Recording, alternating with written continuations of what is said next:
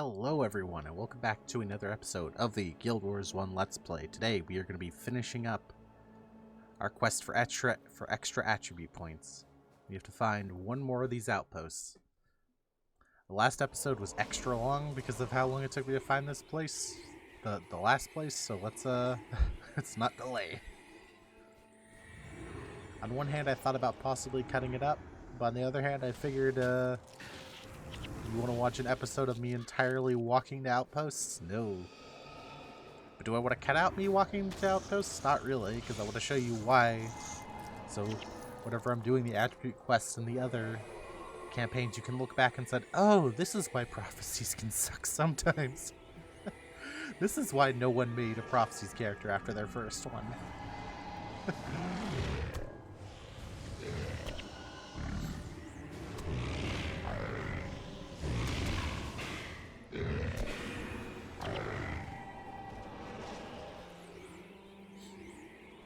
So I think we're going left here, and down. I forget if there's two zones here. I think that's the name of the map, so we don't actually have to go all the way. Or we're just going all the way there. I don't think there's another zone after that like there was last time.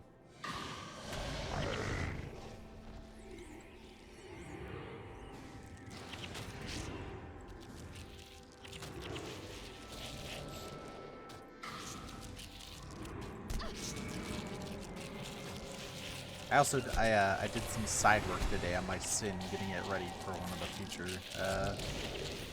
for when we do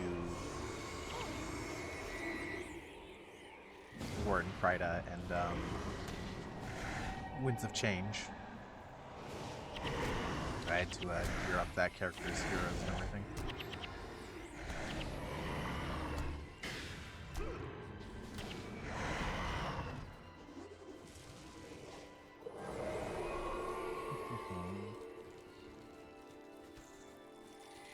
Some scarabs fighting some devourers over there.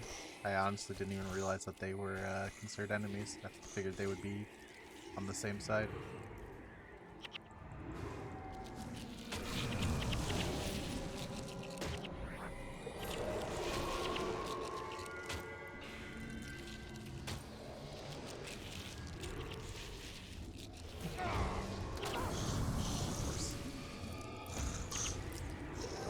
He shot at me. I guess. It looks like there's another one of those statues that we saw at the last place we went to. It's kind of interesting. I wonder who built those statues.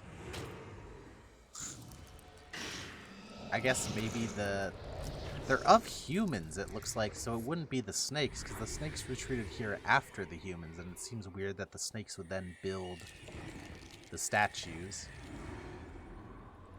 So I guess it was ancient humans, but the people who used to live here, obviously, when it was all above the ocean, or under the ocean, wouldn't have built them, because, you know, they're massive statues. Nope. Unless they sunk them to the bottom of the ocean for fun, I don't think it's them. Oh, that's cool, that the spine archway over there. So that I guess it was the Elonians on their way here? I guess it would have to have been them.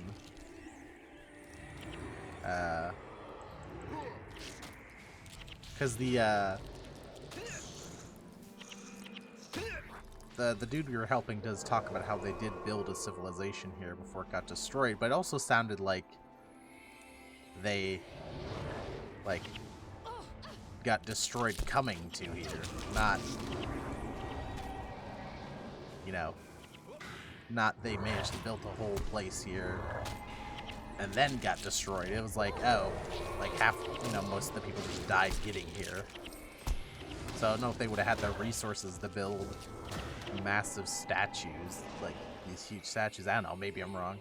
Maybe it's a misinterpretation of the lore. But I've always kind of assumed that these are from the Elonian people's times. Who knows? Maybe the description of the outpost will actually tell us. That's something. That's cool though. The hand here, you can walk around the faces. I guess there's another one buried here because there's only one set of legs there. So I guess this one must be buried in the sand here. But let's read this. Maybe this is something. The ruined statues in this isolated outpost are thought to be the remains of one of the many failed civilizations the Crystal Desert has claimed. Okay.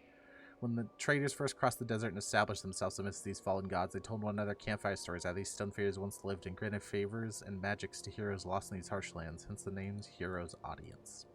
Okay. So I guess then the idea would be that it's like,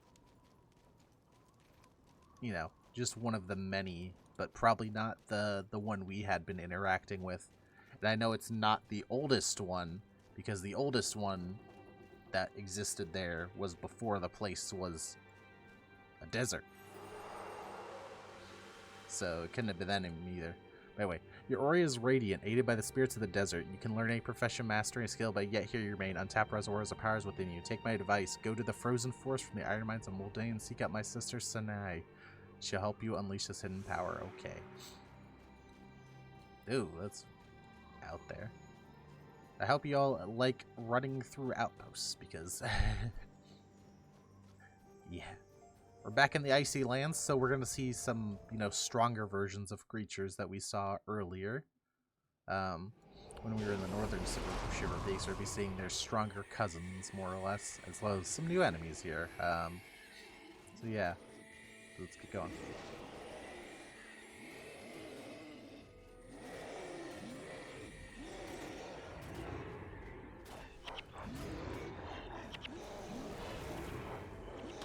Ooh, that's an XP farm.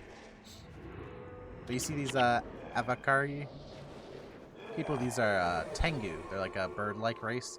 I believe we've run into some of them before, but these are a different tribe. See how they're slightly different because they live in the snow area.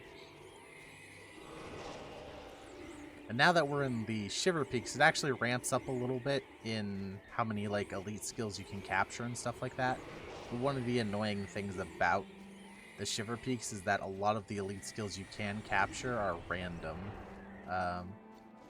Not like the skill that you get is random, but like that if the boss spawns that has it is random. So like there's a lot of times where you just have to keep loading the zone until the boss you want spawns, and especially if the boss is pretty deep in, that can be annoying.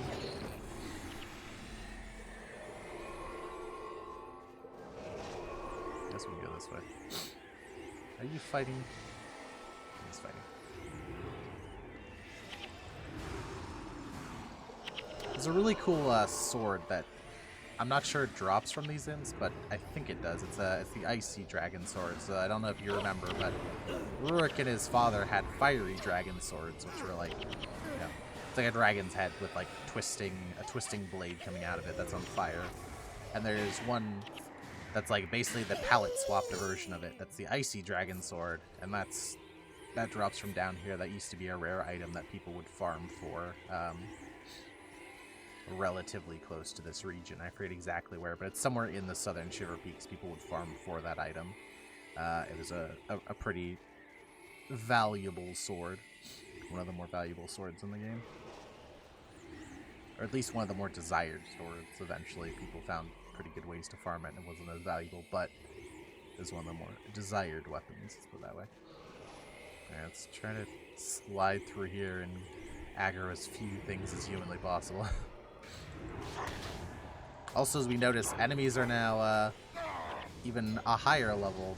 It's very common now for even like trash enemies to be level 24. Alright, I think we're gonna go this way.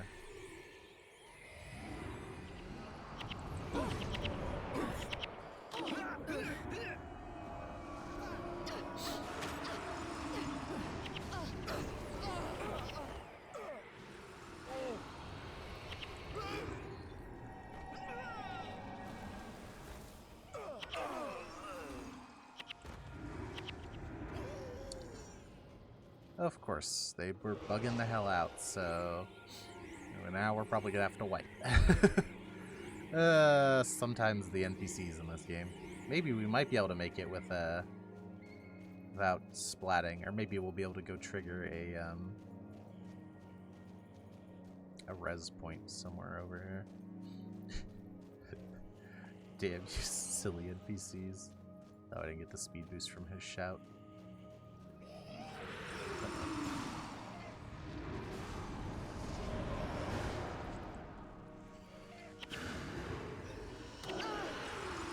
Nope. Damn, if you gave me the speed boost, I would have made it past without dying, but whatever. Stupid hero. Oh boy, of course, we're all the way back here. Okay, it shouldn't take that long to get back.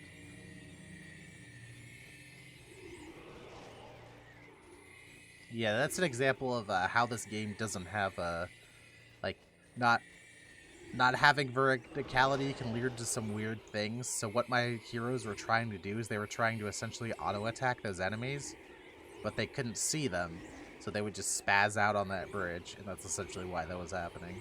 So there's some weird, super weird mechanics in this game because there is essentially no up and down distance. Like for example, you can actually hit people under bridges with melee attacks from on top of bridges because there's technically no vertical distance between you. So because of that, there's some weird mechanics and some weird situations happen. I don't know why some of these heroes are slow. Like they're moving slower than they should be. They're lagging behind and then not casting the movement speed spell I have on them.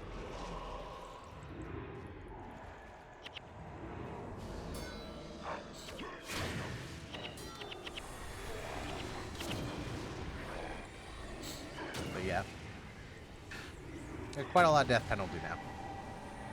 Death penalty goes up to minus 60%, and then in normal mode, there's no penalty for being at minus 60, but in hard mode, it actually kicks you out of the zone if you hit minus 60 on everybody in your party. But there are, like, consumables and stuff you can use to clear death penalty, or just by getting experience, which ironically makes hard mode a little bit easier because enemies in hard mode give more experience, so... In hard mode, like, if you kill a pack of mobs, you'll lose, like, you know, 2-3% per pack.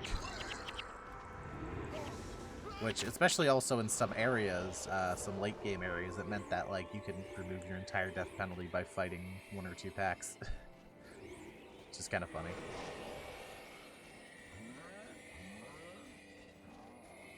Yeah, the Stone Summit are down here, just like how they are up in the northern Shiver Peaks, so we're going to be dealing with those lovely individuals again.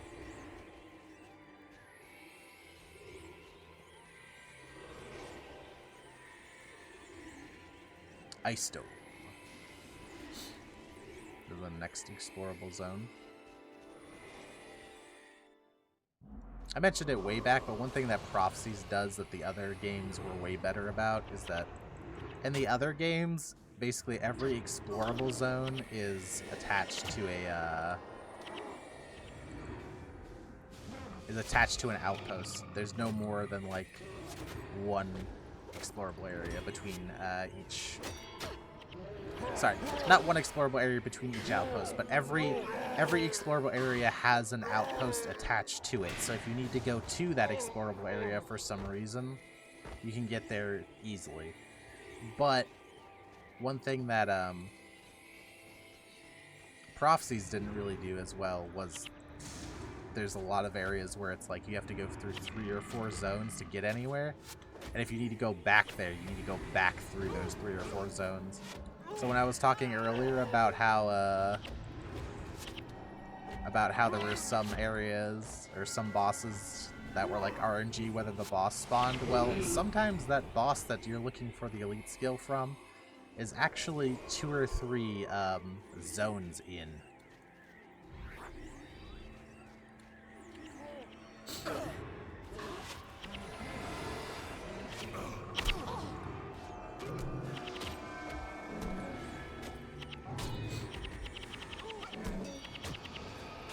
Man, they really like to hurt Oleus.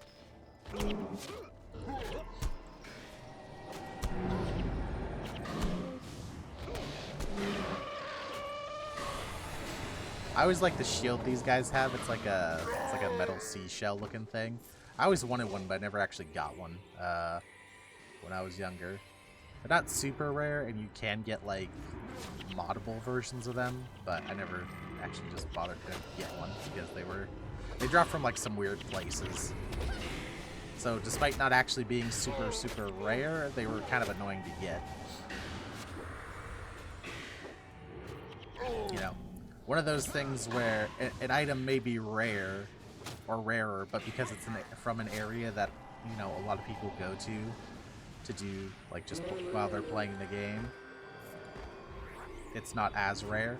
Like, a good example would be, like, you'd have a much better time trying to find a E-Blade, that sword that the Ghostly hero uses, that's just like a Ghostly long blade. Despite that being a relatively, or like a pretty rare drop, like, to give you an idea of how rare it is, I've done a couple, probably 1,000 runs, maybe a little bit more, somewhere in that range, of the zone that drops from, and I've probably only seen 3 or 4. So it is a really rare drop, and there's 16 chances to roll it per full team that's in there, so we're talking like, I don't know, maybe a 1 in 1,000 chance, something like that, maybe lower, to see it. I don't want to aggro the next group, okay.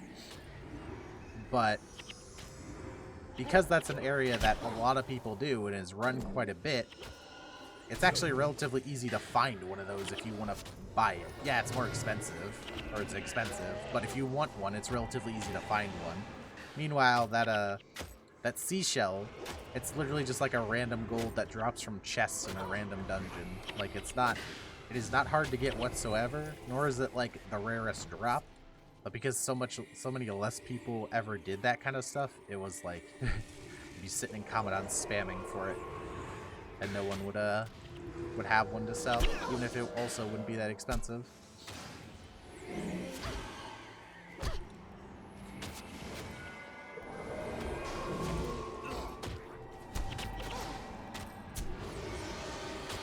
All right.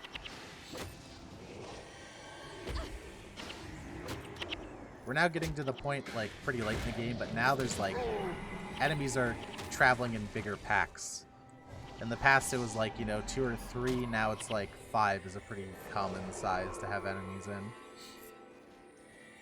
It's also relatively common to have enemies of different types. So, like, instead of having just, oh, man. Instead of having just enemies, or just, like, you know, warriors, you'll have warriors and monks or something. I think generally how it is that if it's like an animal or like, you know, an elemental or something like that, they're less likely to be like multi-groups. But if you're talking about like the Stone Summit or like, you know, I guess what you would consider more intelligent races, you're more likely to see a mix of professions among them. Oh, that's not necessarily true either. I guess it's just groups with like elementals that are all one and the same. Because I was thinking about like in the desert, the scarabs and stuff, and like there were 2 different professions of scarabs. So I guess it's literally just the elementals that are mainly one thing. Also, look how much more dense these mobs are getting. Like, you can very much be in a situation now where you can over aggro. So this flatbow is gonna be getting a lot more work nowadays.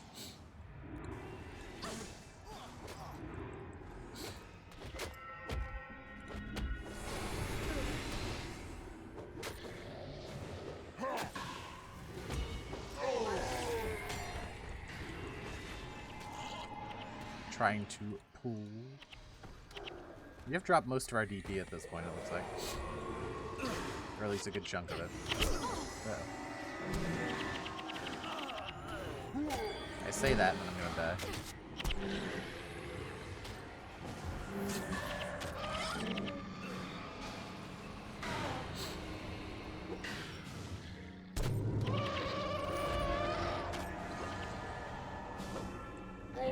I need to actually use empathy on mobs. I need to start actually leading with that. You know, actually playing my class properly instead of just face rolling everything.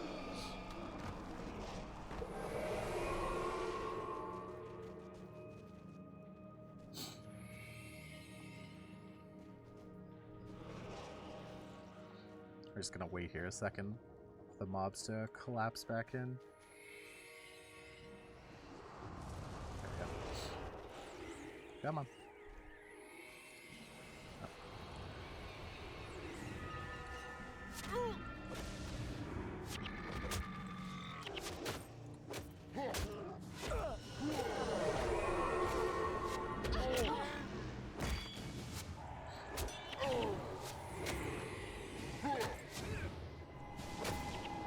Who would have thought if you use your anti-melee skills against the melee guys, it makes the fighting easier? Who would have thunk it?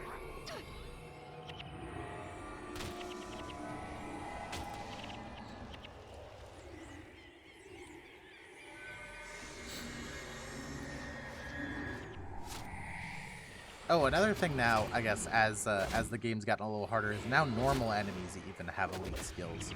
Whereas in the desert, it was really only the bosses even that had elite skills. Let alone, you know, obviously you can only cap skills from elite mobs, or from boss monsters, excuse me.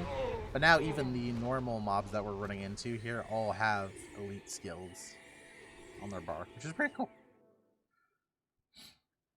And that's definitely, that's also something, so the hard mode, when you go back and play older zones, they actually often will give a skill, you know, give extra skills or give a an elite to mobs, so as not to make it like super easy to go through old areas in comparison to like newer ones. You do obviously have the advantage that party, like the group sizes, the groups of mobs tend to be smaller, but they do at least give them elite skills to try to like even the power level up a little bit.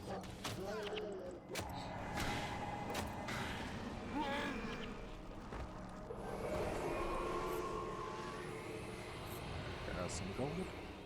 Alright, I think I'm just going around and up.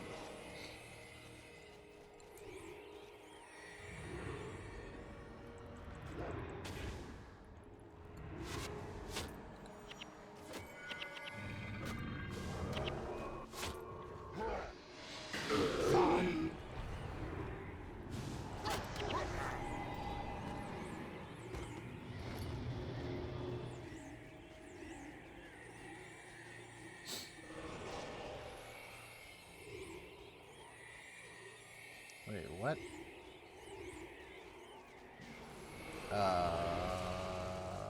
I guess I have to go this way and around.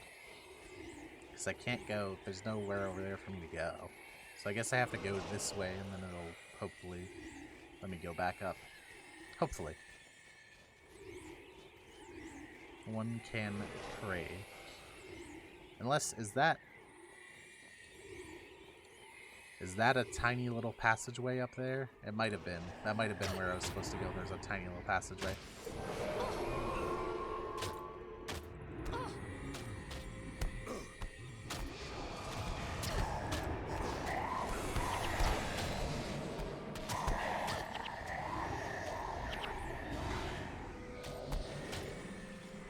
I think these are new mobs, or at least relatively new. The little ghostly dudes. I think they're pretty new.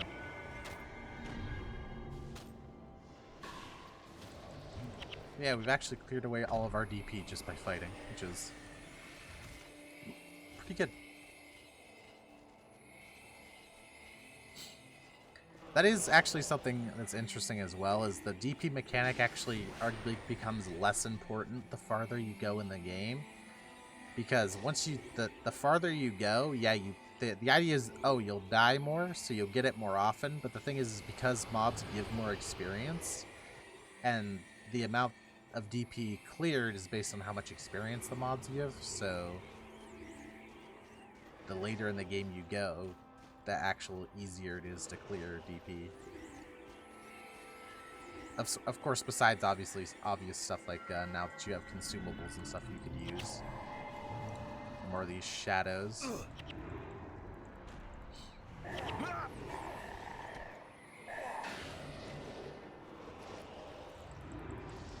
Creepy little things.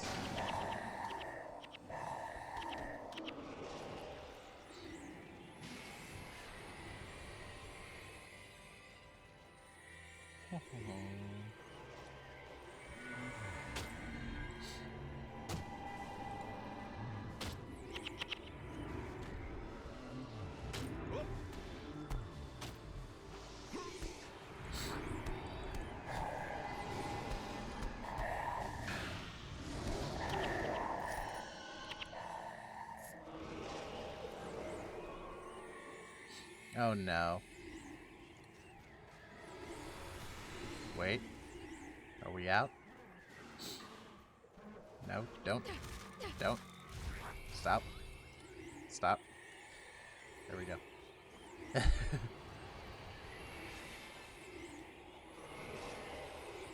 I don't have time for your shenanigans.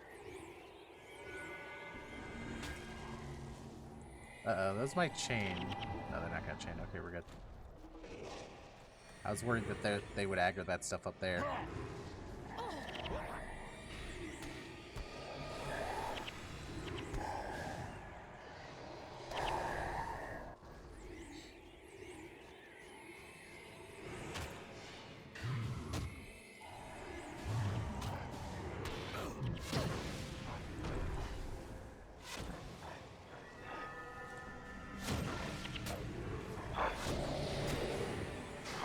No.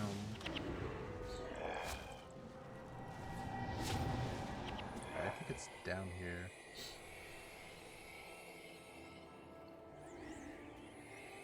Oh, a Shiver Peak key. Wait a minute. I'm gonna go back and get that. Actually, I think there's an outpost near here, so we might grab that outpost after, just to have it, just in case we want it for some reason or another. Yeah, we got a Shiver Peak key, so now we can open a chest and see if we get anything.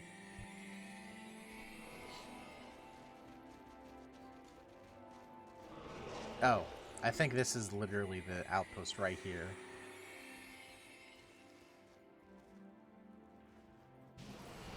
Always chose such curious disciples. Let's see if she's as powerful as you think. I'm just gonna go in here and see if this is... Yeah, this is an outpost. Okay, good. Alright, let's go. Alright, so now we have to go with her. Maybe I shouldn't have gone in there, because all that stuff was already dead. Yeah, whatever. What on earth is that? That spawn. Is she just saying anything else? Woman, if you could walk any faster, I'll walk slowly for you. Please don't. I'm begging you. Please don't walk slow. Please go faster.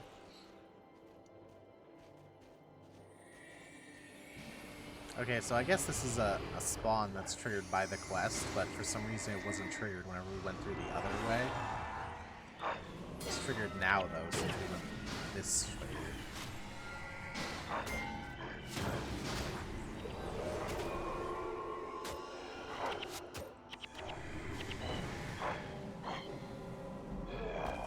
Alright, let's get going.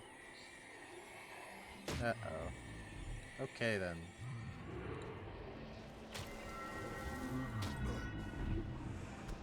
Come on now, try to keep up. What do you mean, try to keep up?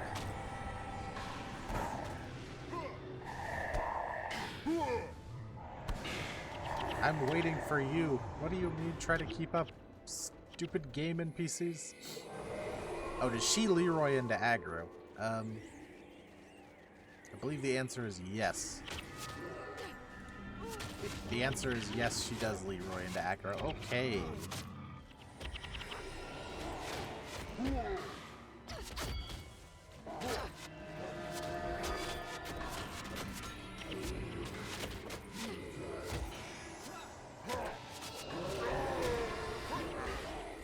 Okay, maybe stuff can start dying. Okay, stuff is dying. We're good. Thankfully, it doesn't look... It looks like because she's not an ally, it looks like she doesn't actually take damage. Which... I am relieved, because having to keep her alive as she runs into stuff would not be a fun adventure. Spread out the abilities. We should have killed this thing first with the healer, but whatever.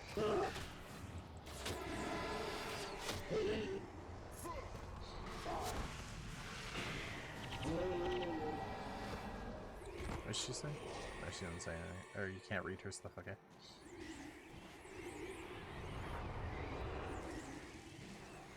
Hurry, come this way. I am hurrying. You're the slow one. Stupid NPC. Come on. Come on. Am I blocking her and that's making her take more time? I think that's what I'm doing. I think I need to not do that. Oh, it looks like she does get the speed boost from the shout, though.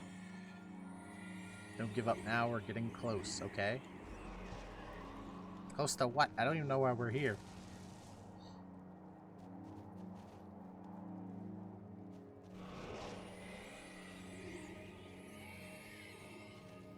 Nothing here.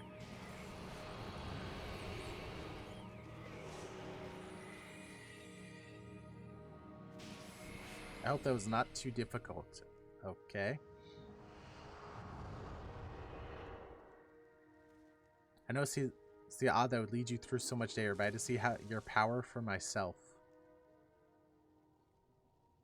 I have lived in these mountains many years, survived dangers you can scarcely imagine.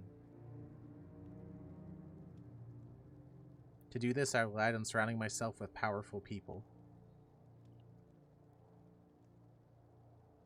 Gather around and we shall share in each other's strength. What? What on earth?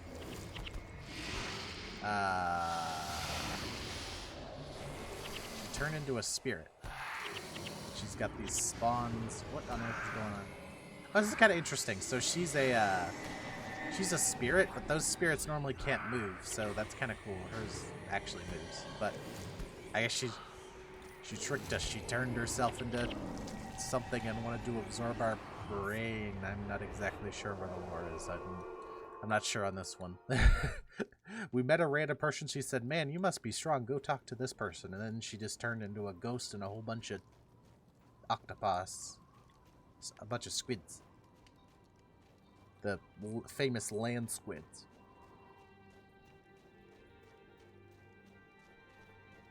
You want to tell us what the hell going on? Stay your hand. Allow me to explain. My father was the famed Agotoshan of Ascalon's Chosen. Many years ago, he brought us to these mountains to leave behind the strife of guild warfare. But one day, we were set upon by the demon Moraga. It consumed my father and cast a spell on me, binding me to its will. For most of my life, I've been its prisoner, forced to lead the unsuspecting to their doom. It always wanted me to seek out the most powerful of our druid strength from those it absorbed. But you are a true hero. You were too powerful for the demon. Now I am free. I shall forever be in your debt. Okay, so final attribute points. Yay. But I guess she was controlled by the demon. Interesting. There's a little weird side story. See, the other one doesn't necessarily. So I'm gonna go on a little tangent here, but the two quests we use to get our extra attribute points one, right? The first one kind of makes sense because it's like, oh, the Forgotten, the Snake People, they're gonna teach us something special. And it's like, okay. Like, that kind of makes sense why that would give us a power-up. But why does helping this random person give us a power-up? I don't know about that. But anyway, I want to thank you for coming out. I hope you have a great day. Drop by the streams. I stream most nights over on Twitch. Link in the description. And I'll see you in the next one.